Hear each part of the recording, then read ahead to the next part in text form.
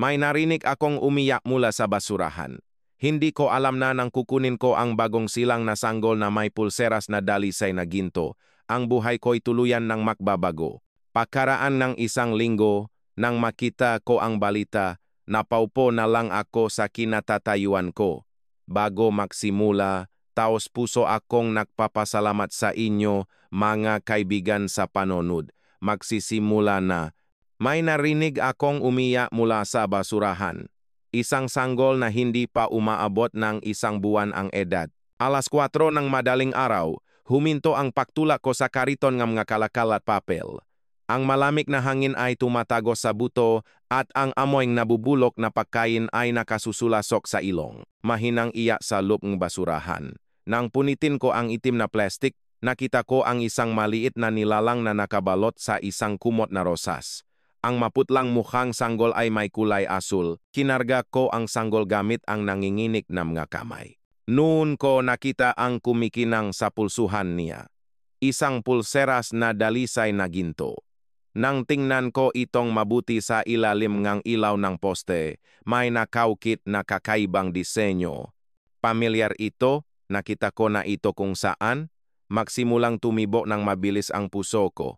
Hindi lang basta itinapon ang sanggol na ito. Pagkaraan ng 1 linggo, nakagulo ang buong Pilipinas. Ang balita tungkol sa nawawalang apo ni Don Emilio Villarreal, ang presidenteng Grupong Agila, isa sa 5 pinakamalalaking korporasyon sa bansa, ay bumandera sa lahat ng channel.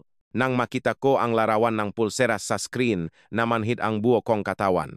Ang sanggol na sinagip ko ay siya palang nawawalang apo ng bilyonaryong pamilya. Hindi ko alam nun na ang batang ito ay tuluyan palang babago sa buhay ko at mapapasama ako sa gitna ng isang malaking konspirasyon. 3 taon na itong ninituloy ko ang pagising tuwing alas 3 ng madaling araw. Si Juanito Yun Reyes, 28 anyos, dating estudyante ng UP Kolehiyong Medisina, ngunit ngayon ay naging isang binata na namumulot ng kalakal. Tuwing hinihila ko ang kariton sa mga eskinita, naalala ko ang nga araw ko sa med school. Parang panaginip na lang ang sarili ko na nakasuot ng puting trahe at naglalakad sa ospital. June, magiging pinakamagaling kang doktor. Ang mapakmataas na boses ng aking ama ay naglaro sa aking tainga. Ngunit nalugi ang kumpanyang aking ama at ang pagpanaw niya dahil sa atake, sa puso ay kinuha ang lahat. Ni 50 sentimos ay hindi ako makapagbigay, lalo na pambayat sa tuition, kaya napilitan akong tumigil sa medisina. Noong gabing iyon, sinuno ko ang acceptance letter ko sa UP sa isang tulay sa Maynila. Malinaw pa sa aking isip ang alaala ng pag-iyak ko habang pinapanood ang nasusuno na papel. Kalimutan mo na ang nakaraan. Bulong ko sa sarili habang hinihila ko ulit ang kariton. Maraming kalakal sa mga likurang eskinitang Makati. Madalas itapon lang ng mga mayayaman ang mga bagay na maayos pa, at ito ang naging hanap buhay ko. Ngayon, gaya nga dati, naghalungkat ako sa basurahan, pero may kakaiba. Hindi tulad ng dati, may isang itim na kotse na nakaparada sa harap ng isang basurahan at may bakas na may nagmadaling nagtapon ng isang bagay at umalis. Nang buksan ko ang takip ng basurahan, may narinig akong mahinang iyak. Una, akala ko ay pusa, ngunit agad kong naintindihan na ito ay iyak ng tao, iyak ng sanggol. Nanginginig ang kamay ko habang pinupunit ko ang itim na plastik, lumabas ang isang kumot na rosas at sa loob nito ay may isang sanggol talaga. Mukhang wala pang 1 buwan ang edad, asul na ang labi ng sanggol at hindi regular ang pahinga. Agad na pumasok sa isip ko ang natutunan ko sa medisina, hypothermia. Kailangan ko agad itong painitin. Agad kong hinubad ang suot kong jacket at ibinalot sa sanggol. Sinigurado ko ang daanan ng hininga niya sa pamamagitan ng pahawak sa likod ng lig niya. Ayos lang, poprotektahan kita. Bulong ko sa sanggol. Doon ko nakita ang nakatagong kumikinang sa pulsuhan ng sanggol. Isang pulseras na gawa sa dalisay na ginto. Hindi ito karaniwang pulseras. May detalyadong disenyo na nakaukit at may maliliit na letra sa loob. Sigurado akong hindi alam ng naktapon na suot ng sanggol ang pulseras na ito dahil sa kaalaman ko sa medisina, mabilis kong nalaman ang kalagayan ng sanggol. Salamat naman at hindi naman mapanganib sa buhay niya. Ngunit kailangan siyang dalhin sa isang mainit na lugar. Habang karga-karga ko ang sanggol at ibinabahagi ang init ng katawan ko, naisip ko sino ang gumawa nito, isang sanggol na may ganito kayaman na pulseras. Ang pahinga ng sanggol ay nagsimulang maging regular. Sa yakap ko, tumigil siya sa pag-iyak at nakatulog. Sa sandaling iyon, may kakaiba akong naramdaman. Hindi ito simpleng kasong pagkakataon. Parang pangalawang pagkakataon na bigayng langit. Habang karga ko ang sanggol, biglang naalala ko ang mukha ng asawa ko. Malinaw pa rin sa akin ang sinabi ni Maris, na 8 buwan nang nagbubuntis, 3 taon na ang nakalipas. Asawa ko, kapag ipinanganak na ang ating sanggol, bigyan natin siya ng magandang pulseras. Isang espesyal na bagay na dadalhin niya habang buhay. Ang ngiti ng aking asawa habang hinahaplos niya ang kanyang tiyan ay lumitaw sa aking harapan. Ngunit hindi tumagal ang kaligayahan na iyon. Habang pawi kami mula sa ospital, isang truck ang sumalpok sa kotse namin. Milagro akong nabuhay, ngunit namatay ang aking asawa at ang aming sanggol sa loob ng kanyang sinapupunan. June, gusto ko talagang makita ang ating sanggol. Iyon ang huling sinabi ng aking asawa sa loob ng ambulansya. Mula noong araw na iyon, tinalikuran ko ang lahat. Ang medisina, ang hinaharap, ang mga pangarap wala ng kabuluhan, ngunit ngayon may isang inabandunang sanggol sa aking yakap, parang isang regalo na ipinadala ng asawa ko mula sa langit. Parang tinutunaw en init ng katawan ng sanggol ang matigas na damdamin sa kalooban ko. Maris, puwede ko bang alagaan ang batang ito? Tanong ko habang nakatingin sa langit. Ang hangin ay humihip at hinaplos ang aking buhok. Parang sumasagot ang asawa ko. Ito ay malinaw na pangalawang pagkakataon na bigayng langit. Kailangan ko bang pumunta sa ospital? Kailangan ko bang tumawag sa pulis? Matagal akong nag-isip, ngunit nang makita ko ulit ang pulseras, may kakaiba akong hinala, hindi lang basta inabanduna ang batang ito. Parang may sadyang naktapon. Ang tirahan ko ay isang maliit na bed space sa isang masikip na lugar, pero mainit naman at may sapat na espasyo para sa pangangalaga ng sanggol. Nagpasya akong dalhin muna ang sanggol. Sandali lang. Kung tatawag ako sa pulis, saan ka pupunta? Sa amponan? Bulong ko habang nakatingin sa sanggol. Ang pulseras na ito ay nagpapahiwatik na mayaman ang nga magulang ng sanggol. Kaya, bakit nila itinapon? Malamang may komplikadong dahilan. At higit sa lahat, nang makita ko ang sanggol na ito, naramdaman ko ang kakaibang kapalaran, parang dinala ako sa lugar na ito, sa oras na ito, para lang makilala siya. Sa huli, mahigpit kong kinalong ang sanggol at naktungo sa bahay. Tahimik ang kalye sa madaling araw, at ang ilaw lang ng poste ang gumabay sa aming daan. Wala akong kaalam-alam na ito na pala ang desisyon na tuluyang magpapabago sa buhay ko. Pagdating sa bahay, napakaraming kailangang gawin. Formula milk, diapers, damit ng sanggol wala akong ni anuman. Salamat at may convenience store malapit. May formula milk po ba kayo para sa bagong silang? Kakaiba ang tingin sa akin ng attendant. Malamang nagtataka siya kung bakit isang lalaking nag-iisa ang bumibili ng formula milk sa madaling araw. Pamangkin ko kasi biglang dumating, alibi ko. Habang hinahaluan ko ng tubig ang formula milk at pinapakain ang sanggol, naalala ko ang pediatrics rotation ko sa medisina. Paano magpapasuso?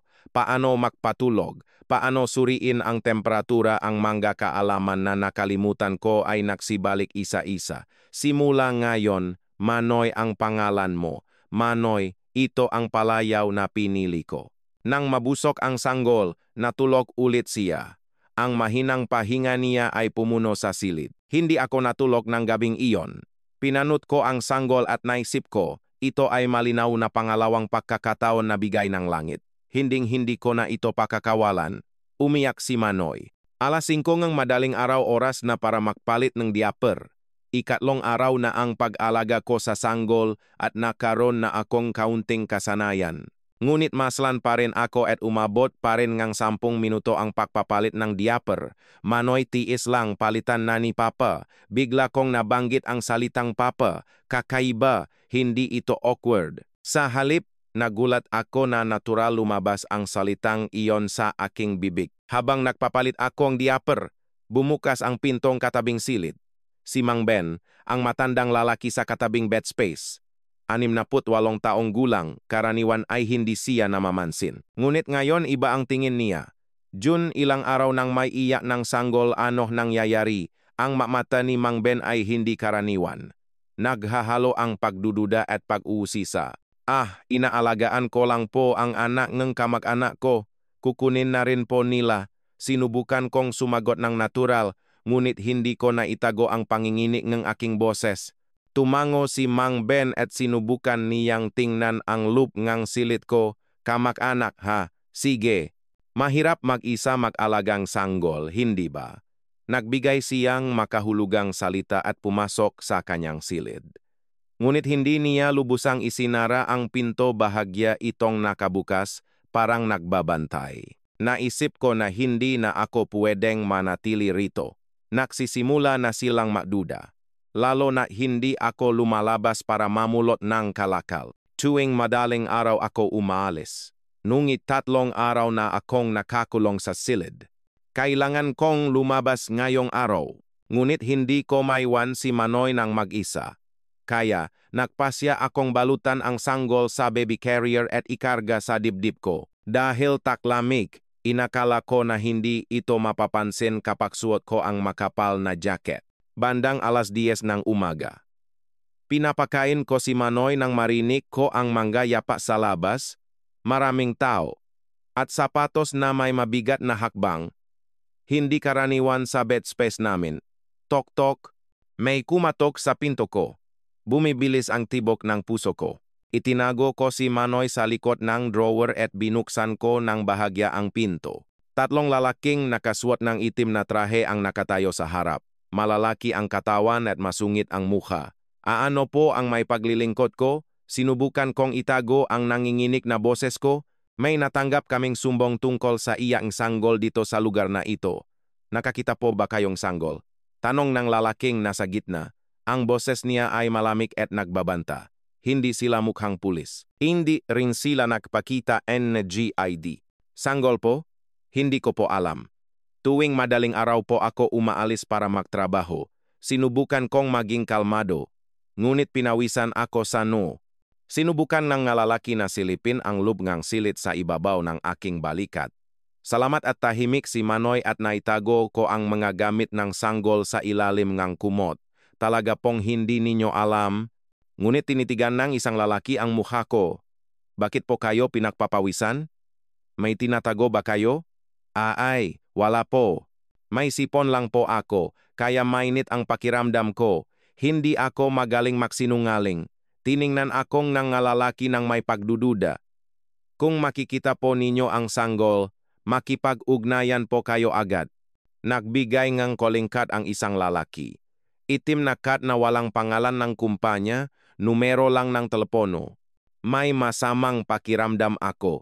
Matagal akong nakatayo sa harap ng pinto kahit umalis na ang mga lalaki. Nang hina ang mga binti ko, poprotektahan kita sa lahat ng pagkakataon. Sa lahat ng pagkakataon, pangako ko sa sarili habang tumatakbo ako kay Manoy. Salamat at tulog ang sanggol. Nang hapong iyon, binalutan ko si Manoy sa baby carrier at nagtungo sa library. Kailangan kong malaman ang kahulugan ng disenyo na nakaukit sa pulseras. Malamang may clue doon. Kailangan kong malaman kung bakit itinapon ang isang sanggol na may ganito kayaman na pulseras at kung bakit hinahanap siyang mga lalaking nakaitim na trahe. Umupo ako sa harap ngang computer sa library at nagsimulang mag-search. Emblem ngang pamilyang mayaman sa Pilipinas, pulseras na ginto disenyo, simbolong korporasyon, at BP. Pagaraan ngang 1 oras, nakakita akong katulad na disenyo. Emblem ngang tagapagtatag ngang grupong Agila. Nang makita ko ang imahe sa screen, nanlamig ang buo kong katawan. Eksakto itong katulad ng disenyo sa pulseras. Ang Grupong Agila ay isa sa 5 pinakamalalaking korporasyon sa Pilipinas. Isang higanteng kumpanya na bilyon-bilyon ang asset. Nanginginig ang kamay ko habang nag-search pa ako. Istruktura ngang succession sa Grupong Agila, ikatlong henerasyon ng Grupong Agila, at doon nakita ko ang isang nakakagulat na balita. Balita ito 2 buwan na ang nakalipas. Kumpirmado ang succession sa ikatlong henerasyon, ang panganay na anak ng presidente. May nakasaad sa balita na nanganak ang mag-asawa, at ang batang ito ang magpapatuloy ng kinabukasan ng Grupong Agila. May isa pang balita. Natatalo ang pangalawang anak ng Grupong Agila sa kompetisyon sa pamamahala. Nagsisimulang makonekta ang mapirasong ng puzzle. Succession, labanan sa pamamahala, at isang inabandonang sanggol. Hindi ito simpleng pag-abandona. May malaking konspirasyon na nakatago. Ang sanggol na sinagip ko ay siya palang lehitimong tagapagmana ng Grupong Agila. Natakot ako, at sabay-sabay nagalit ako. Itatapon ang isang bagong silang na sanggol dahil sa pera at kapangyarihan. Anong klaseng tao ang gagawa niyan? Lalo akong nalungkot nang tingnan ko si Manoy. Ang maliit at mahinang nilalang na ito ay muntik nang mamatay dahil sa kasakiman ng mga matatanda. Pabalik sa bahay mula sa library, pabalik-balik ako sa pagtingin sa likod. May pakiramdam akong may sumusunod. Akala ko ay paranoid lang ako, ngunit may isang itim na kotse na sumusunod sa akin. Pagdating sa bahay, hiniga ko si Manoy sa kama. Tinitigan niya ako gamit ang kanyang itim na mga mata. Parang alam niya ang lahat. Manoy, alam ko na kung sino ka. Ikaw ang tunay na tagapagmana ng Grupong Agila. May gustong umalis sa iyo. Pero huwag kang mag-alala, poprotektahan kita. Bulong ko sa sanggol. Mahigpit na hinawakan ni Manoy ang daliri ko gamit ang kanyang maliit na kamay. Ang maliit na lakas na iyon ay naramdaman kong napagkalakas. Poprotektahan kita sa lahat ng pagkakataon. Magiging papa mo ako. Alagaan kitang mas mabuti kaysa sa tunay mong papa. Umiyak ako. Naalala ko ang namatay kong asawa at anak at naalala ako para sa kinabukasan ng batang ito. Tumingin ako sa labas ng bintana. May itim na kotse na nakaparada sa harap ng bed space. Iyon ang kotse na nakita ko kanina. May nakbabantay. Mabilis kong isinara ang kurtina. Sobrang bilis ang tibok ng puso ko. Tatakas ba ako? O magtitiis na lang? Nakalinlangan ako. Ngunit sa tingin ko, mas mapanganib kung lalabas ako ngayon. Nakpasya akong maghintay muna. Naniniwala ako na may lalabas na solusyon. Poprotektahan kita, Manoy. Ang pinakaligtas na lugar sa mundo ay sa aking yakap. Mahigpit kong kinalong ang sanggol. Sa labas ay umiyak ang hangin ng taglamig, ngunit si Manoy sa aking yakap ay mainit at ligtas. Nang gabing iyon, nakatulog ako at napanaginipan ko, nagpakita si Maris, ang asawa ko. Nakasuot siyang puting bestida, ang madalas niyang suotin nung buntis siya. June, magaling ang ginagawa mo, nakangiti ang asawa ko. Kahit sa panaginip, maganda pa rin siya, at ang boses niya ay mainit pa rin. Maris, namiss kita, sobrang namiss kita, sinubukan kong tumakbo sa asawa ko, ngunit hindi gumagalaw ang paa ko. Alagaan mo siya, nawalan din siya ang magulang tulad natin, pero magaling kang papa. Nagsimulang maging transparente ang katawan ng asawa ko, huwag kang umalis. Huwag please, sumigaw ako, ngunit patuloy siyang lumalayo. Mahal kita, June. Lagi akong magbabantay. Siya ang regalo na ipinadala ng langit. Nang magising ako, basang ang luha ang unan ko. Sa tabi ko, mahimbing na natutulog si Manoy. Ang payapang mukha ngang sanggol ay nabigay ng ginhawa sa puso ko. Tumingin ako sa labas ngang bintana, nagliliwanag na ang madaling araw. Ang itim na kotse ay nandun pa rin. Ngayon na ang ika-7 araw. May pakiramdam akong may desisyon na mangyayari. 7:00 umaga. Pinapakain ko si Manoy nang bumukas ng malakas ang pinto. Kasabayng tunog na sisirang kandado, 3 lalaki ang sumugot papasok. Hindi sila ang mga lalaking nakaitim na trahe nung 2 araw na ang nakalipas. Sa pagkakataong ito, mukha silang mga hustler o goons. Hoy, nasaan ang sanggol, ulol? Sigaw ng lalaking nangunguna. Kumikinang ang ginto niyang ngipin sa kanyang mukha na puno ng pilat. May hawak siyang baseball bat. Naktago ako sa likod ni Manoy at tumayo. Sino po kayo? Bahay ko po ito. Trespassing po ang ginagawa ninyo. Tatawag po ako ng pulis kung hindi kayo aalis ngayon. Pulis? Puwet, tumawa ang lalaki. Hoy, hindi mo pa rin maintindihan ang sitwasyon, no? Alam mo ba kung kaninong ari-arian ang hawak mo? Anong pinagsasabi ninyo? Wala akong alam. Sinubukan kong magkunwari, ngunit alam ko na hinahanap nila si Manoy. Wala ng oras. Ibigay mo na ang bata, at hindi ka namin sasaktan. Humakbang papalapit ang lalaking may baseball bat. Pinalo niya ang pader ng malakas, at nalaglag ang semento. Wala pong sanggol. Kinuha na po ngang kamag-anak ko ilang araw na ang nakalipas. Nagsinungaling ako, ngunit sa sandaling iyon, nagsimulang umiyak si Manoy. Umalingaw-ngaw ang iyak sa buong silid. Nagsisinungaling ka, Pakshet. Nakmadaling lumapit ang lalaki. Agad kong kinalong ng mahigpit si Manoy. Huwag ninyong hawakan. Anak ko siya. Anak, nakakatawa. Alam mo ba kung sino ang bata na yan? Tumawa ang isa pang lalaki. Ibigay mo na lang at wala ng gulo. Bibigyan ka pa namin ng pera, 10 milyon, ayos. Ayoko. Hindi ko ibibigay ang bata na ito. Sumigaw ako. Sa sandaling iyon, lumanding sa aking balikat ang baseball bat. Muntik na akong matumba, ngunit hindi ko binitawan si Manoy. Yumuko ako upang protektahan ang sanggol. Aba, ulol na to. Itinaas ulit ng lalaki ang bat. Doon ko nakita ang bintana. Ikaling 5 palapak ito, ngunit may emergency staircase sa tabi. Sa isang iglap, tumalon ako. Binuksan ko ang bintana at tumalon sa emergency staircase. Habulin ang ulol na yan, narinig ko ang sigaw sa likod. Umakyat ako sa emergency staircase. Karga ko ng mahigpit si Manoy sa dibdib ko at tinalon ko ang 2 baitang. Parang sasabog ang puso ko, ngunit hindi ako puwedeng huminto. Narinig ko ang malakas na yapa at pakmumura sa likod. Harangin sa bubong, umaakyat sa bubong. May sumigaw. Parang nagiwa-hiwalay sila at umakyat din sa ibang hagdan. Itinulak ko ang pinto ng bubong at sinalubong kami ng malamig na hangin. Ang bubong ay isang dead end. Mali, wala nang mapupuntahan. Lumingon ako at 2 lalaki na ang nasa bubong. May isa pang umakyat sa kabilang hagdan. Napalibutan ako. Tama na. Wala ka ng takas. Dahan-dahang lumapit ang lalaking may baseball bat. Ibigay mo na ang bata at tapusin na natin ito. Bakit mo pa pinahihirapan ang sarili mo? Hindi. Anong gagawin ninyo sa bata? Tanong ko. Wala akong pakialam. Sinusunod lang namin ang utos.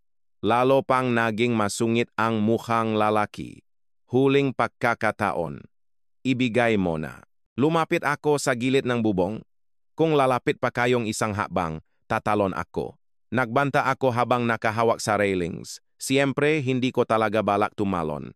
Pero wala akong ibang paraan. Baliw na ulol, nagulat ang mga lalaki. Biglang bumukas ang pinto ng bubong. Anong nangyayari? Anong ginagawa ninyo rito?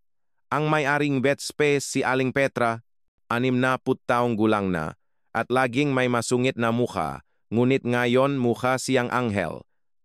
Kami po ay, nakalangan ang ma-Whistler. Jun, ayos ka lang? Naku, may sanggol pa. Lumapit sa akin si Aling Petra. Tumawag ako sa pulis. Parating na sila. Narinig ko ang tunog ng sirena mula sa malayo. Hindi ko alam kung totoo o hindi, pero nanigas ang mukang nga hustler. Nakakainis. Hoy, hindi pa ito tapos. Babalik kami kaya mag-ingat ka. Nagmamadaling bumaba sa hagdan ang malalaki. Inalalayan ako ni Aling Petra. Jun, anong nangyayari? Sino ang batang ito? Aling Petra, salamat po talaga. Masalimot po ang sitwasyon. Hindi ako makahinga ng maayos. Patuloy na umiyak si Manoy. Natakot. Bumaba na tayo. Mukhang nilalamig na ang bata. Sa tulong ni Aling Petra, nakabalik ako sa silid. Pero nagulo na ang lahat. Hindi na ako pwedeng manatili rito. Pagkatapos kong mag-isip, nagtungo ako sa presinto ng pulis. Naintindihan ko na hindi ko na kayang protektahan si Manoy ng mag-isa, ngunit hindi ko rin pwedeng sabihin ang lahat sa pulis. Kung malalaman nilang si Manoy ang tagapagmanang grupong Agila, lalo lang gugulo. Anong sadya ninyo? Tanong ng duty officer. Isang pulis na nasa mid-40s, may matalim na tingin.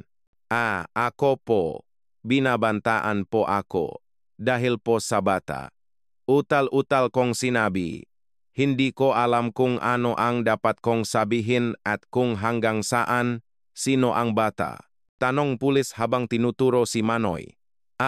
Pamangkin ko po, namatay po ang magulang niya sa aksidente, kaya ako po ang nakalaga, naksinungaling ako, ngunit punong ang pagdududa ang tingin ng pulis. Pakita po ng ID ninyo, at kung may birth certificate o family relationship certificate po kayo, pakidala po. Humingi ng dokumento ang pulis. Siyempre, wala akong ganun. Wala po ako ngayon, pero dadalhin ko po mamaya. Pinawisan ako, tinitigan ako ng matalim ng pulis. Hindi po ba ito anak ninyo? May mga kakaiba pong sumbong tungkol sa sanggol na natanggap namin kamakailan. Napako ang puso ko, anong sumbong po? Hindi ko po pwedeng sabihin yan, kailangan pong masusing investigasyon, iwan po muna ninyo ang bata sa social welfare. Huwag, bigla akong sumigaw. Hinding-hindi ko po iwan ang bata, lalo pang nagduda ang pulis. Bakit po kayo ganyan mag-react? May tinatago po ba kayo? Naisip ko na kailangan ko nang umalis, pasensya na po. Masyado lang po akong sensitive. Pag-isipan ko po muna at babalik ako. Nagmadali akong umalis. Teka, hindi pa tapos ang investigasyon. Tumawa ang pulis, ngunit kinalong ko si Manoy at umalis sa presinto. Narinig ko sa likod ko na may kausap ang pulis sa telepono. Nag-alala ako. Tinawagan ko si Junno, ang kaklase ko sa medisina. Siya lang ang kaibigan na kontak ko pa. Salamat at may maliit siyang bodega. Nagpasya akong magtago muna roon. Jun, anong nangyayari? Bakit mo gustong magtago bigla? Nag-alala si Junno, may masalimuot na nangyari. Ilang araw lang ako dito. Hindi ko sinabi ang detalye. Ayoko siyang ilagay sa panganib. Ang bodega ay maliit at malamig, ngunit mas ligtas kaysa sa bed space. Gumawa kami ng pansamantalang matutulugan gamit ang electric blanket at kumot na dinala ni Junno. Nahanda rin ako ng sapat na formula milk at diapers. Salamat Junno, malaking tulong ito. Wala yun, kaibigan. Para saan pa magkaibigan tayo? Pero sino ang batang ito? Tanong ni Junno habang tinitignan si Manoy. Ipaliwanag ko mamaya. Komplikado pa ngayon. Hindi na nagtanong pa si Junno at umalis. Nang mag-isa na lang kami, tiningnan ko si Manoy. Wala siyang alam at nakangiti pa siya. Nakakaawa. Gumabi na. Madilim at tahimik sa bodega. Paminsan-minsan lang naririnig ang tunog ng sasakyan sa labas. Balisa ako ng gabing iyon. Hindi ko alam kung kailan ulit sila susulpot. Binuksan ko ang maliit na TV sa sulok ng bodega. Balita. Sabi ngang angkor, may espesyal na balita bukas ng umaga. Nakakagulat na balita tungkol sa grupong Agila. Agad akong nakaroon ng interes sa pangalan ng korporasyon. Sa preview, sandaling lumabas ang mukha ng presidenteng kumpanya. At ang mga salitang nawawala, search, ay lumabas sa subtitle. Bukas, malalaman na ang lahat, naisip ko. Maaring ito na ang pagkakataon. Gusto kong maniwala na magiging ligtas si Manoy kapag lumabas ang katotohanan. Habang pinapatulog ko si Manoy, kinantahan ko siyang hele. Tulo na, munti kong sanggol, walang katatakutan. Poprotektahan ka ni Papa. Matagal ko siyang tinitigan kahit tulo na siya. Parang may malaking pagbabago na darating bukas. Kahit mabuti o masama, kailangan kong maging handa. Nakatayo ako sa harap ng maliit na TV sa bodega. Eksaktong alas 7 ng umaga, nagsimula ang balita. Seryoso ang mukha ng angkor. Nawawala ang apo ni Emilio Villarreal, ang presidente ng grupong Agila. Simula nung isang linggo, sinimulan ng pulis ang malaking search operation. Nagbago ang screen at lumabas ang headquarters ng grupong Agila. Nagpatuloy ang report ng reporter. Itinago ng grupong Agila ang insidente na ito, ngunit dahil hindi na ito pwedeng itago, nakpasya na silang magpubliko ng search operation. Lumabas sa susunod na screen ang larawan ng sanggol, isang buwang gulang na lalaki. At lumabas ang pinaka-importanteng clue, larawan ng pulseras. Ang emblem ng pamilyang grupong Agila na nakaukit sa pulseras na ginto ay close-up sa buong screen. Kung may nakakita po sa pulseras na ito, makipag-ugnayan po kayo agad. May reward na 10 milyon po ang ibibigay. Umaning shock ang boses ng anchor. Nagulat ako sa halagang reward, ngunit mas nakakatakot ang katotohanan na hinahanap ng buong bansa si Manoy. Tiningnan ko si Manoy sa aking yakap. Wala siyang alam at nakangiti pa siya sa akin. Nagbago ulit ang screen. Sa pagkakataong ito, lumabas mismo ang presidente ng grupong Agila. 70 taong gulang na, ngunit may karisma. Pakihanap po ang aking apo. Kung may mangyari sa kanya, nanginginig ang boses ng presidente. May halong totong kalungkutan. Biglang lumabas sa gilid ng screen ang isa pang tao. Ang subtitle ay nakasaad na Enrico Villarreal, ang pangalawang anak ng presidente. Nag-alala ang mukha niya sa tabi ng kanyang kapatid, ngunit parang awkward siya, parang umaarte lang. Hahanapin po namin ang pamangkin namin, hinding-hindi po namin patatawarin ang may sala. May galit sa boses ni Enrico, ngunit hindi ko alam kung sino ang pinagagalitan niya. Nang matapos ang broadcast, nagdesisyon ako, kailangan kong harapin ang presidente. Mapanganib para sa amin ni Manoy kung ganito lang kami. Ang pagsiwalat ng katotohanan ang tanging paraan. Mahigpit kong binalutan si Manoy sa baby carrier at inilagay ang pulseras sa bulsa ko. At nagtungo ako sa headquarters ng Grupong Agila. Ang headquarters na Grupong Agila ay matatagpuan sa isang downtown area sa Maynila. Isang higanteng building na may higit sa 60 na palapag. Punong-puno ng reporters ang entrance. Mayroon ding ilang police cars. Huminga ako ng malalim at naglakad patungo sa entrance. Ngunit hinarang ako ng 2 security guards. Saan po kayo pupunta? Pakita po ang ide ninyo. Kailangan ko pong makita ang presidente. Tungkol po ito sa apo niya, sabi ko nang nanginginig ang boses. Nagbago ang mukha ng security guards. Ano po? Tungkol sa apo? Agad silang gumamit ng radio. May suspicious na tao sa entrance. May karga siyang sanggol. Sa isang iglap, dumating ang lalaking nakaitim na trahe, mga security team. Sumama po kayo. Dinala nila ako sa loob ng building. Ang lobby ay may marmol at kumikinang ang chandelier sa ceiling. Ngunit wala akong panahon para mag-appreciate. Dinala akong security team sa isang separate na silid. Pakita po ang sanggol. Utos ang security chief. Dahan-dahan kong binuksan ang baby carrier. Lumabas ang mukha ni Manoy. Ang batang ito? Lumaki ang mata ng chief. Sandali lang. Nakdial ulit siya sa radio. Executive, kailangan ninyong pumunta agad. Pagkaraan ng ilang sandali, biglang bumukas ang pinto.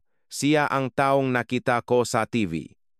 Si Enrico Villarreal, ang pangalawang executive vice president ng Grupong Agila. Malamig ang mukha niya. Sinagip ko po ang bata. 1 linggo na ang nakalipas sa basurahan. Sinubukan kong ipaliwanag, ngunit biglang sumigaw si Enrico. Ito ang kriminal. Nahuli ang kidnapper. Ano po? Hindi po. Sinagip ko po ang bata.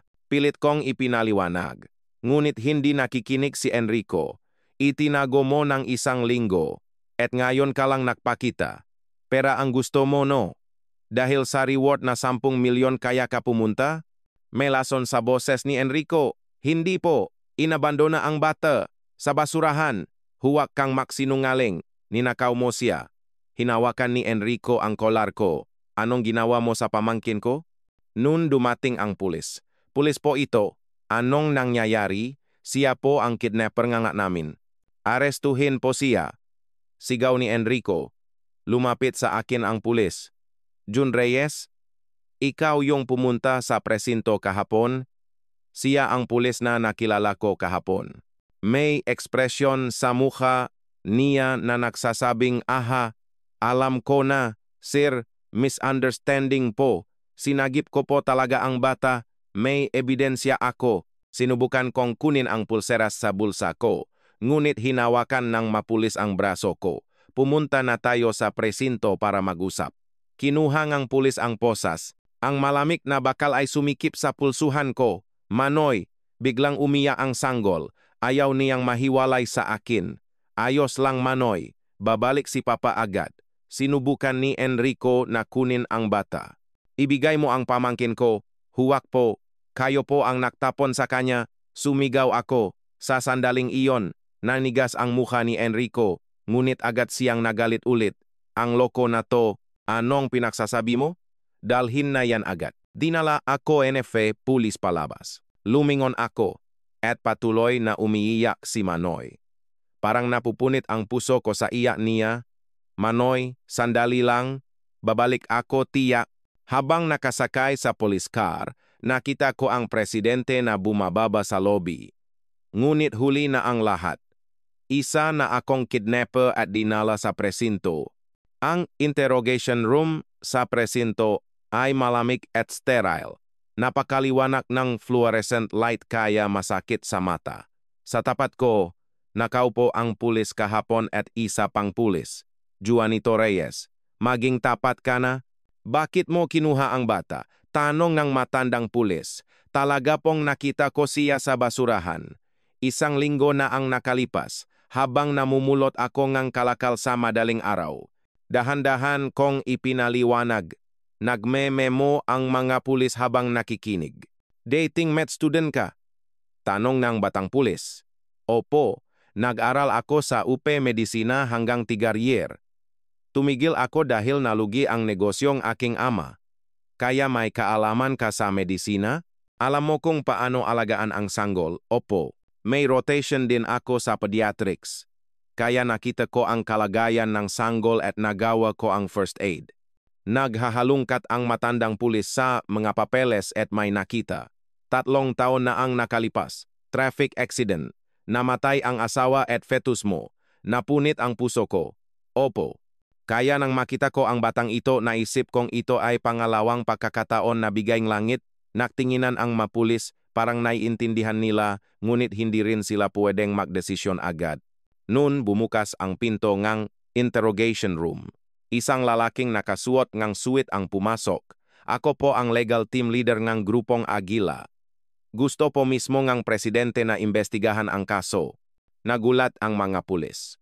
Kaso po itong pulis.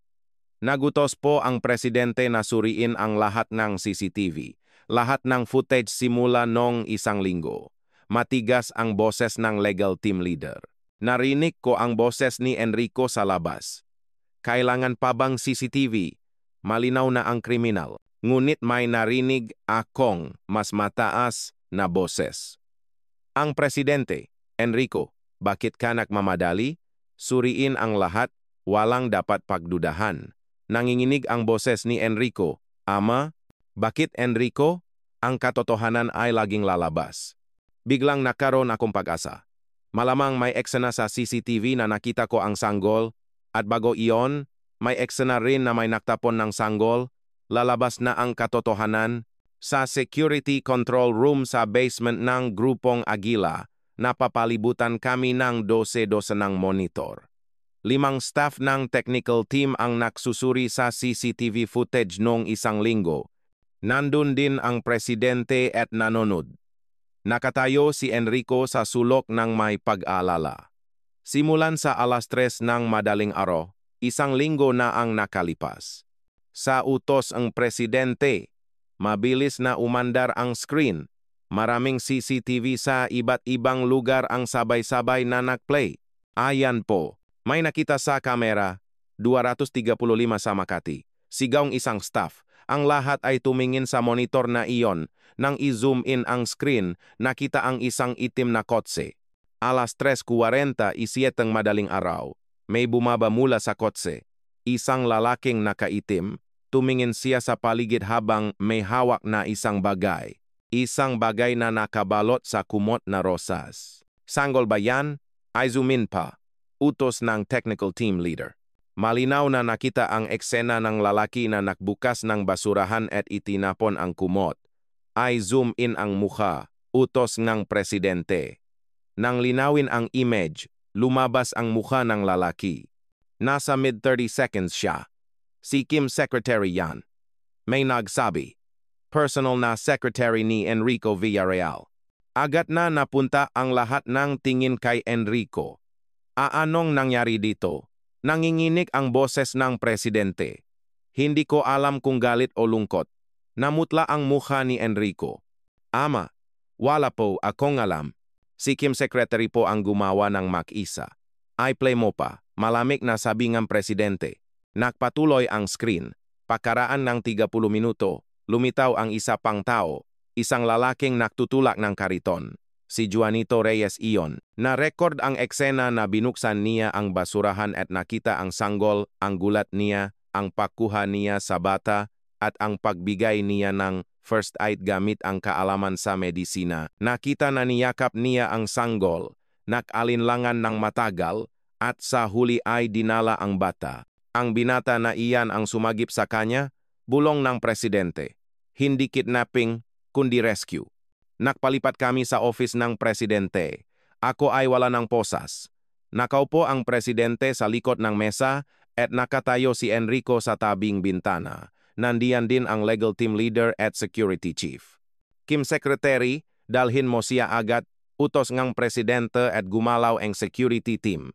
Pagkaraan ng 10 minuto, kinalatkat si Kim Secretary, mukha siyang taong tanggap na ang pagkatalo. Bakit mo ginawa yan? Tanong ng presidente. Yumuko si Kim Secretary, si Executive Enrico po ang nag-utos. Mahina niyang sinabi.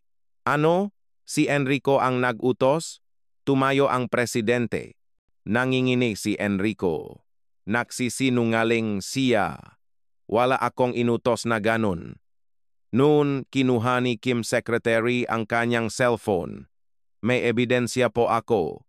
Call recording po namin ni Executive. Nakplay ang recording sa cellphone. Malinaw na narinig ang boses ni Enrico. Patay na ang kuya at sister-in-law ko sa aksidente. Pero ang bata lang ang nabuhay. Ang driver at passenger seat ay total wreck. Pero ang car seat sa likod, wala man lang gasgas. Hindi ito tama. Nakpatuloy ang boses ni Kim Secretary. Kaya, anong gagawin ninyo? Kung wala lang ang batang iyan, ako na ang natural na tagapagmana. Matanda na si Papa, at dahil patay na ang kuya ko, sa akin na ang kumpanya. Siyempre, pero dahil sa batang iyan, isang bagong silang, magiging pangalawang tao ulit ako, hindi pwede. Secretary, asikasuhin mo. Huwag mong patayin, basta't mawawala lang. Tutal, patay na rin ang magulang niya. Kapag sinabi nating namatay din ang bata, tapos na. Namatay ang buong pamilya sa aksidente. Clean di ba? Nanlalami ang mukha ng presidente. Nangingini ang kamay niya. Enrico, ako, patay na ang anak at manugang ko, at dapat akong malungkot. Pero itinapon mo ang natitirang pamangkin mo? Naisip mo ba kung gaano kasakit ang nawalan ako ng anak at manugang? At ang balita na may apo akong himala na nabuhay ay siya lang ang pag-asa ko? Tumulo ang luha ng matanda. Ang pag-iyak ko sa funeral. Acting lang pala lahat? Ang pagluha ko sa kabaongang kuya mo, kasinungalingan ba lahat? Lumuhod si Enrico. Ama, mahal ko rin po ang kuya ko. Pero ano, sumigaw ang presidente. Isang araw lang ang nakalipas mula nang mamatay ang kuya mo at itinapon mo ang pamangkin mo sa basurahan. Tao ka ba? Pangalawang tao lang po ako habang buhay. Nagihimutok si Enrico. Nakuha na niya ang lahat, ang pagmamahalang papa at ang kumpanya. Ang lahat, palagi lang akong aninong ang kuya ko. Kaya nang mamatay ang kuya mo, sinubukan mo ring patayin ang anak niya. Pinalong ang presidente ang mesa gamit ang kamao. Bakit po ang isang bagong silang ang magmamana ng lahat? Ako, 30 taon akong nagtrabaho para sa kumpanya.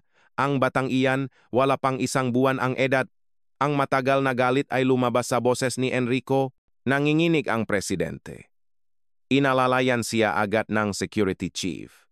Presidente, anak ko, manugang ko, umiyak ang presidente.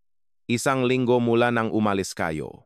Ang anak ninyo ay nasa basurahan pala, Patawarin mo ako, hindi ko kayo naprotektahan, at muntik ko pang hindi naprotektahan ang apo ko. Ang pagtangis ng matanda ay nakpadama ng sakit sa lahat. Tiningnan niya ang family picture sa mesa at umiyak. Sa larawan, nakangiti ang masayang mag-asawa at ang bagong silang na sanggol. Nang lumabas ako sa interrogation room, naghihintay mismo ang presidente. May luha sa kanyang mata. Jun Reyes, paano ako magpapasalamat sa iyo? Hinawakan ng presidente ang kamay ko. Magaspang ang kamay niya, ngunit mainit, kailangan ko rin po ang bata. 3 taon na po ang nakalipas, namatay ang asawa at anak ko, Manoy. Yun po ang ipinangalan ko. Ang bata po ay regalo rin sa akin. Sabi ko ng tapat, nagulat ang presidente. Ipinangalan mo siyang Manoy? Emilio Jr. Junjun Villarreal ang pangalan ng apo ko. Manoy siya ng 1 linggo ha? Pasensya na po. Sa sarili ko po. Hindi. Mahalaga ang pangalan na ibinigay aming tagapagligtas. Gagamitin namin ito bilang middle name. Emilio Jr. Manoy Villarreal. Anong palagay mo? Umiyak ako. Guminhawa ang pakiramdam ko na hindi tuluyang mawawala ang koneksyon ko sa bata. At Jun Reyes, narinig kong med student ka. Bakit ka tumigil? Tanong ng presidente. Nalugi po ang negosyong aking ama, kaya hindi ko po kayang bayaran ang tuition, nakdesisyon ang presidente. Tutulungan kita, bumalik ka sa medisina. At kapag nagtapos ka, magtrabaho ka sa ospital NG grupo namin. Hindi ako makapaniwala. Talaga po? Ikaw ang tagapagligtas ngang buhay nga apo ko, natural lang yan.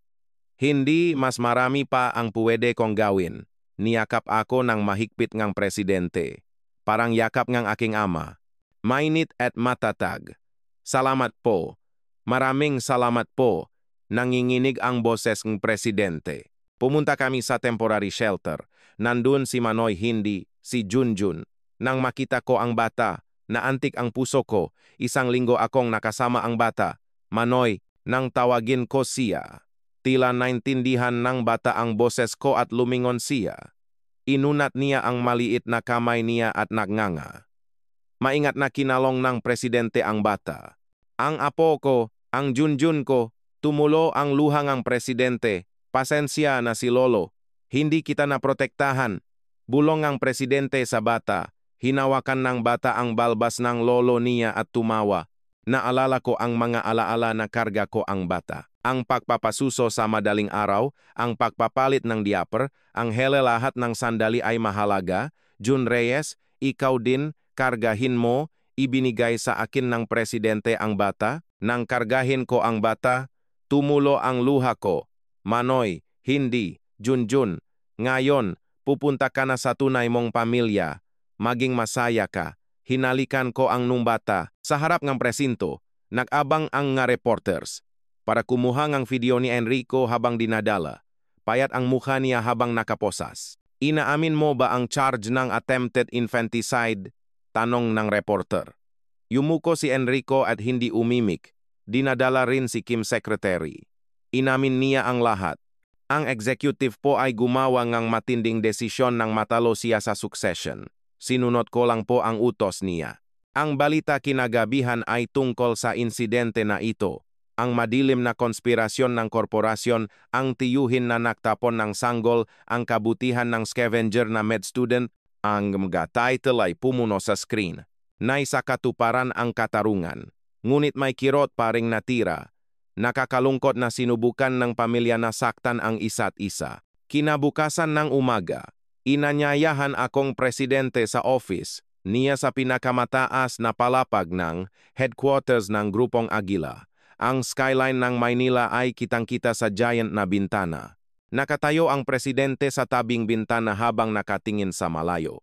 Jun Reyes, buong gabi akong nag-isip, sabi ng presidente habang nakalingon sa akin, naintindihan ko na hindi mo lang iniligtas ang aming Junjun. Ano po ang ibig ninyong sabihin? Tanong ko ng maingat, iniligtas mo ang aming pamilya? Hindi, ako. Nanginginig ang boses ng presidente. Nawalan ako ng anak at manugang, at kung nawala pa ang apo ko, wala na akong rason para mabuhay. At ang kumpanya ay mapupunta sa kamay ng isang demonyo. Naglakat ang presidente patungo sa mesa at may kinuha mula sa drawer.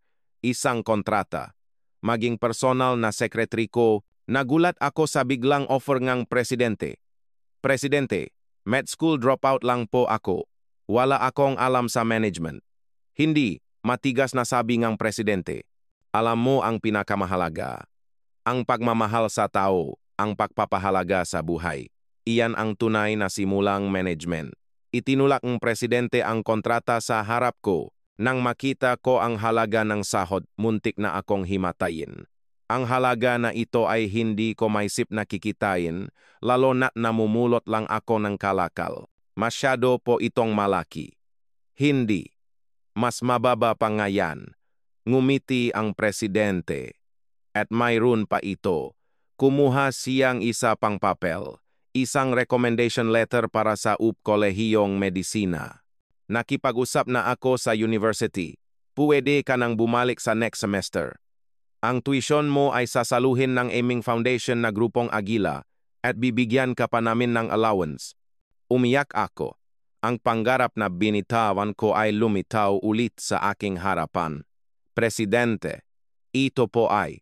At isa pa, sabi ng presidente ng may mainit na boses, gusto kong patuloy mong makikita si Junjun habang lumalaki siya. Ikaw ang tagapagligtas ng buhay niya at naglingkod ka bilang papa niya sa loob ng isang linggo. Hindi ko na kayang pigilan ang luha ko. Salamat po, maraming salamat po. Tinapik ng presidente ang balikat ko. Huwag kang umiyak, karapat-dapat ka sa lahat ng ito. Hindi. Mas marami pa sa rito ang dapat mong matanggap. Nang hapong iyon, nagkaroon kami ng press conference. Nagpasya ang presidente na isiwalat ang katotohanan.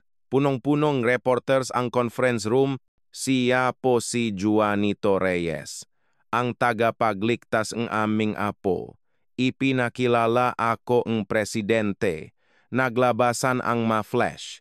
Nagtanong ang isang reporter, Jun Reyes, bakit hindi ninyo agad inireport?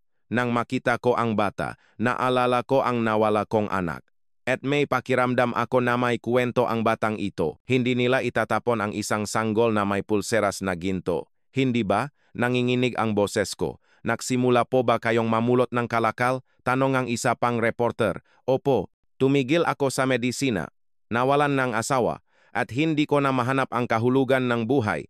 Ngunit nang makilala ko ang batang ito, natakpuan ko ulit ang rason para mabuhay. Kinuhang presidente ang microphone. Juanito Reyes ay isang tunay na bayani. Tumulong siya kahit na mahirap ang kanyang sitwasyon. Iyan ang tunay na dignidad ng tao. Nang matapos ang press conference, nakring ang cellphone ko, mga kaklase ko sa medisina. Jun, nakita ko ang balita. Ikaw ba yan? Proud kami sa iyo, pare. Babalik ka na ro. Hihintayin ka namin. Tumulo ulit ang luha ko sa boses ng mga kaibigan ko na 4 na taon ko nang hindi naririnig. Kinagabihan, ang kwento ko ay na-broadcast sa buong bansa. Ang himala ng med student na scavenger, ang kahulugan ng tunay na kabutihan ang mga title sa screen. Pagkaraan ng isang buwan, nakaroon ng hearing para kina Enrico at Kim Secretary. Punong-puno ng tao ang courtroom. Ang accused na si Enrico Villarreal ay napatunayang guilty sa lahat ng charge ng attempted infanticide, child abuse at fraud tungkol sa inheritance. Umalingaw-ngaw ang boses ng judge sa courtroom, yumuko si Enrico. Pumayat siya ng husto sa loob ng isang buwan. Ang pag-abandona sa nabuhay na pamangkin pagkatapos ang traffic accident kapatid at sister-in-law ay isang malupit na krimen na hindi maisip ng tao. Sinasentensyahan si Enrico Villarreal ni 15 taon sa kulungan. Judge, nag-angat ng mukha si Enrico. Kahit isang beses lang, pakita mo ako sa papa ko. Ngunit wala ang presidente sa courtroom. Tinapos na niya ang koneksyon sa pangalawang anak niya. Accused Kim, sinasentensyahan ng 7 taon sa kulungan. Nagdagdag ng statement ang prosecutor. Ang ari-arian ni Enrico ay ibabalik sa biktima, ang pamangkin niya.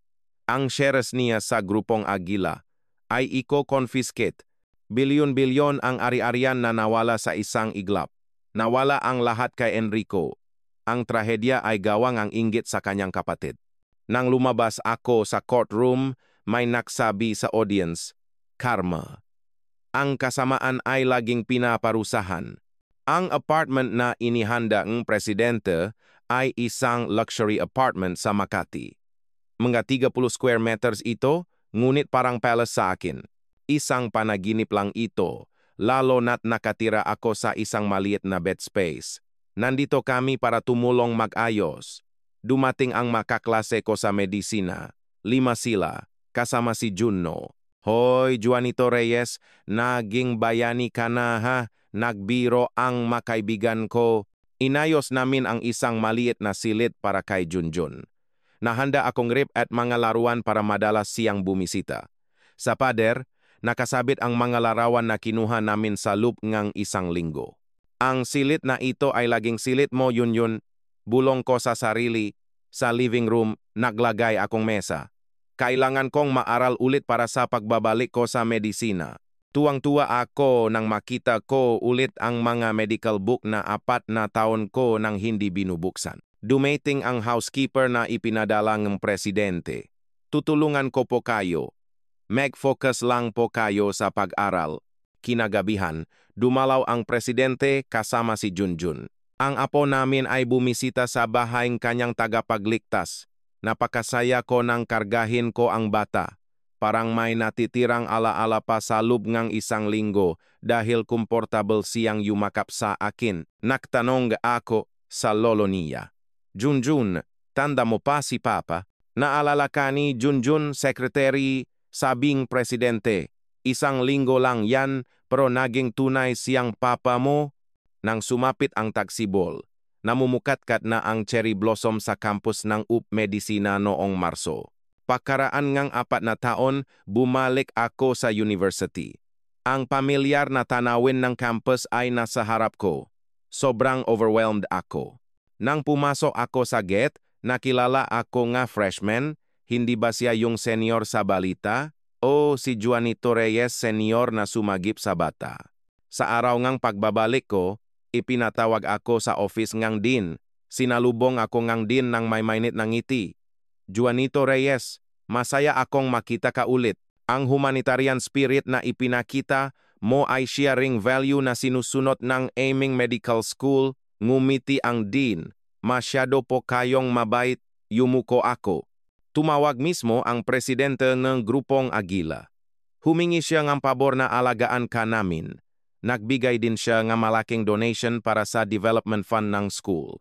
At ito rin, inabot sa akin ng din ang isang papel, isang notification na napili ako bilang special scholar ng grupong Agila Medical Foundation. Pagpasok ko sa classroom, sinalubong ako ng kaklase ko ng may palakpakan. Jun, nandito ka na talaga. Tumakbo si Juno at niyakap ako. Lumapit din ang iba pang kaibigan. 4 na taon na ang lumipas, napakaraming nangyari. Class President Maris, ang kaklase na kapangalan ng asawa ko, ay umiyak. Nasaktan ang puso ko dahil makapangalan sila ng asawa ko. Ang una kong subject ay pediatrics. Ngumiti ang profesor nang makita ako. Juanito Reyes, may actual experience ka na, kaya gusto kong mag-present ka. Emergency first aid para sa neonatal hypothermia. Nag-present ako. Inaalala ang karanasan ko nang sagipin ko si Junjun 1 linggo na ang nakalipas. Tumahimik ang classroom, lahat ay nakinig ng seryoso, napakahusay. Perfect explanation na pinagsama ang theory at practice. Tuwang-tuwa ako sa puri ng professor. Nang lunchtime, nagkaroon ng scholarship awarding ceremony sa student center. Dumating mismo ang university president. Juanito Reyes ay pride ng aming university. Isinagawa niya ang misyon ng isang doktor ang pagsagip ng buhay kahit sa gitna ng hirap. Tumulo ang luha ko nang tanggapin ko ang scholarship certificate.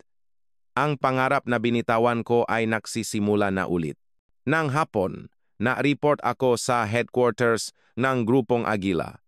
Ang maliit na office sa tabi ng office ng presidente ay ang upuan ko.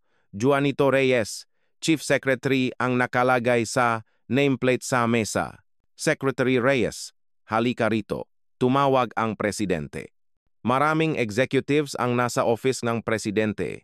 Simula ngayon, kasama ko si Secretary Reyes sa lahat ng meeting. Kung hindi siya may klase sa medisina, inihayag ng presidente sa mga executives. Nagtanong ang isang executive, Presidente, may intindihan ba ang isang med student ang management? Ang taong alam ang halaga ng buhay ang makagagawa ang tunay na management? Tuturuan ko mismo si Secretary Reyes. Ang unang meeting ay tungkol sa hospital business. Ang grupong Agila ay may 5 university hospital sa buong bansa. Sisigulan natin ang proyekto para sa mga tao sa medical blind spot, sabing presidente. Dahan-dahan akong naktaas ng kamay. Presidente, may suggestion po ako. Free medical check-up po para sa mga matatanda na namumulot ng kalakal? Kumislap ang mata ng presidente. Magpatuloy ka? Nang namumulot po ako, karamihan sa mga matatanda ay hindi nakakapunta sa hospital. Wala po silang pera at oras. Nagtatrabaho po sila simula madaling araw. Napakahusay na ideya. Iplano mo agad. Nagutos ang presidente sa mga executives. Nang matapos ang meeting, tinawag akong presidente. Secretary Reyes, alam mo ang field. Iyan ang tunay na asset mo. Huwag kang mag-atubiling magbigay ng opinyon sa hinaharap, araw-araw. 2 oras akong natuto management sa tabing presidente.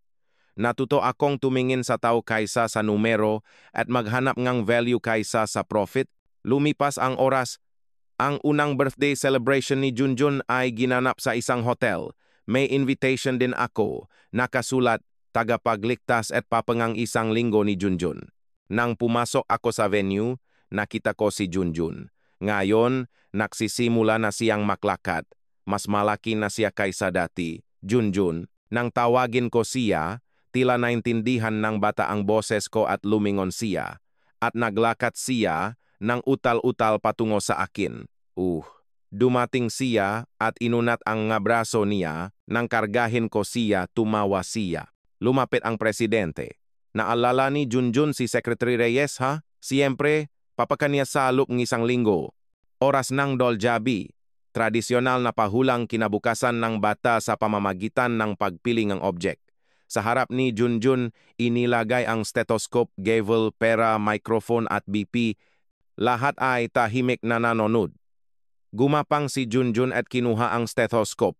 At dinala niya ito sa akin. At ibinigay niya sa akin ang stethoscope. Gusto niya sigurong maging doktor, sabi ngang isang tao. Pinunasan ng presidente ang luha niya. Kung nakita lang sana itong anak ko, matutuwa sana siya. Naalala niya siguro ang namatay niyang anak. Oras ng family picture. Sabing photographer. Juanito Reyes, sumama ka rin. Pamilya kayo. Nakatubili ako, ngunit hinawakan ng presidente ang braso ko. Pamilya tayo. Tagapagligtas at guardian ni Junjun. Sa larawan, karga ko si Junjun. Nakangiti ang presidente sa tabi ko. Sa sandaling iyon, naging tunay kaming pamilya. Kinabukasan pagkatapos ngang birthday celebration, dinala ko si Junjun sa grave ngang asawa ko. Pumayak agad ang presidente. Maris, ako to. Lumuhod ako sa harap ngang tombstone. May espesyal akong bisita ngayon. Kinalong ko si Junjun at tumayo sa harap ng tombstone. Ito si Junjun, ang batang sinagip ko. Hindi ang batang ipinadala mo mula sa langit. Humihip ang hangin ng taksibol at kinagulo ang buhok ni Junjun. Tiningnan ng bata ang larawan sa tombstone at naknganga. Junjun, tita mo siya. Tita mo sa langit. Ipinaliwanag ko kay Junjun. Kinuha ko ang sulat na inihanda ko. Maris, babasahin ko ang sulat ko. Mula nang umalis ka, parang patay na tao ako. Namumulot ako ngang kalakal araw-araw para lang mabuhay. Pero nakilala ko ang batang ito. Isang batang itinapon sa basurahan. May suot siyang pulseras na ginto. Ang gusto mo nun, sa sandaling iyon, alam ko na ikaw ang nakpadala ng regalo. Nawala ang boses ko. Hinawakan ni Junjun ang mukha ko at nakpapasiya. Ngayon, magiging doktor na ulit ako at poprotektahan ko ang batang ito. Alam kong yan ang gusto mo. Pag-alis namin sa grave, lumingon ako sa likod. Ang sikat na araw ay mainit na nagilaw sa tombstone. Mabilis na lumipas ang oras. Graduation sa medisina. Sa wakas, dumating ang sandali na isusuot ko ang doctor's gown. Tiningnan ko ang sarili ko sa salamin habang nakasuot ng puting gown. Ang itsura na pinangarap ko 5 taon na ang nakalipas, Juanito Reyes, nang tawagin ang pangalan ko na puno ngang palakpakan ang hall. Umakyat ako sa stage at tinanggap ang diploma. Sa audience, nandun ang presidente at si Junjun. Si Junjun, na 2 taong gulang na, ay sumigaw, "Papa, Junjun, tito mo siya ngayon." Ngumiti ang presidente, ngunit patuloy na sumisigaw si Junjun ng papa. Papa, isang bagong simula. Ang una kong araw sa trabaho bilang pediatrics resident sa grupong Aguila University Hospital. Si Junjun ay bumisita sa hospital. Dr. Papa, sabi ni Junjun habang tinuturo ang stethoscope. Sa sandaling iyon, naging perpekto ang lahat. Ang nga bagay na nawala sa akin ay bumalik sa ibang anyo. Ang office ko ay sa Department of Pediatrics ng grupong Aguila University Hospital. Ang nameplate ko ay nasa pinto. Juanito Reyes, Department Head. Sa edad na 38, ako ang naging pinakabatang Department Head. Salamat ito sa tulong ng presidente, ngunit recognition din ito ng aking kakayahan. Sir, oras na pong rounds. Sabing nurse, suot ko ang puting gown at naktungo sa ward. Nang dumaan ako sa neonatal ICU, naalala ko ang araw na iyon, ang maliit na buhay na nakita ko sa basurahan. Ang batang iyon ay naging grade 1 na ngayon. Papa, bumukas ang pinto ng klinik ko at tumakbo papasok si Junjun. Emilio Jr. Manoy Villarreal, patuloy niya akong tinawag na papa. Junjun, ayos ba ang school? Kinalong ko ang bata. Hindi na siya kasinggaan ng dati. Opo, sabi ng teacher ko, ang papa ko raw ang pinakamagaling na doktor. Nakmamalaking sabi ni Junjun. Pumasok din ang presidente na sumusunod sa kanya at ngumiti. Siguro madalas nakmamalaki si Junjun, tumanda na rin ang presidente, higit 70 na siya. Ngunit ang tingin niya sa apo niya ay mainit pa rin. Presidente, lumabas na po ang resultang annual check-up ninyo. Normal po lahat ng value. Ipinakita ko ang chart. Dahil sa iyo, ang pagkakaroon ng sariling doktor ay safe. Tinapik ng presidente ang balikat ko. Nagsimulang maglaro si Junjun ng stethoscope. Magiging doktor din ako, tulad ni Papa. Sa sandaling iyon, umalingaw-ngaw ang broadcast sa buong hospital. Dr. Juanito Reyes pumunta po sa emergency room. Emergency patient po. Yun, sandali lang, kasama mo muna si Lolo. Nagmadali akong tumakbo sa ER. Sa may isang young couple. Ang karga ng babae ay isang bagong silang na sanggol. Sir, hindi po humihinga ng mayos ang anak namin. Kinuha ko ang sanggol at sinuri. May respiratory distress siya, ngunit hindi mapanganib sa buhay. Mabilis akong nakbigay ang treatment. Nakbigay ang oxygen at sinigurado ang daanan ang hininga niya. Pagkaraan ng 10 minuto, naging normal ang pahinga ng sanggol. Salamat po, doktor. Umiyak ang mag-asawa. Ayos na po ang bata. Kailangan lang maobserbahan ng isang araw sa hospital. Pinakalma ko sila. Pagbalik ko sa office, naghihintay si Junjun. Papa, sinagip mo ang bata. Oh, sinagip ko. Ang cool mo, Papa. Niyakap ako ni Junjun. Ang sandaling ito ang pinakamalaking reward para sa akin. Kinabukasan ng madaling araw, duty ako sa hospital. 4:00 ng madaling araw, may tawag mula sa ER. Department Head, may kakaibang sumbong po. May nagabando na pong sanggol sa harap ng hospital. Biglang nanlamig ang buo kong katawan. Naalala ko ang araw na iyon. Nagmadali akong tumakbo sa entrance ng hospital.